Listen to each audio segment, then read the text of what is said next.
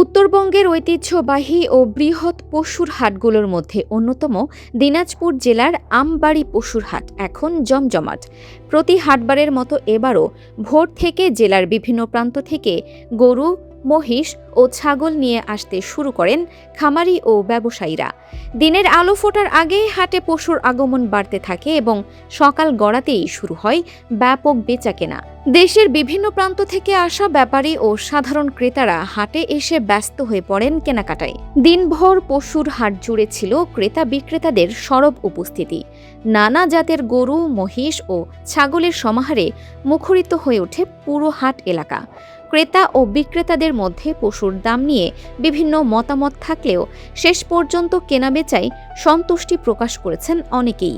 কেউ দাম কিছুটা বেশি হওয়ার অভিযোগ করেছেন, আবার বিক্রেতারা বলছেন পশু পালনের খরচ বেড়ে যাওয়ায় ন্যায্য মূল্য দাবি করছেন তারা। শুধু গরু ও মহিষ নয়, ছাগলের হাটেও ছিল উপচে পড়া ভিড়। ছোট বড় বিভিন্ন জাতের ছাগল দেখতে ও কিনতে ক্রেতাদের ছিল ব্যাপক আগ্রহ। দাম নিয়ে উভয় পক্ষের পাল্টাপাল্টি অভিযোগ থাকলেও শেষ পর্যন্ত কেউ ছাগল কিনে খুশি, আবার কেউ ছাগল বিক্রি করেই সন্তুষ্টি প্রকাশ করেছেন। স্থানীয়দের ভাষ্যমতে দিনাজপুরের ঐতিহ্যবাহী আমবাড়ি হাট প্রতি সপ্তাহে শুক্রবার ও সোমবার বসে। দীর্ঘদিন ধরে এই হাট উত্তরবঙ্গের পশু ব্যবসার একটি গুরুত্বপূর্ণ কেন্দ্র হিসেবে পরিচিত। আরিফিন ফারহা, দিনাজপুর টিভি।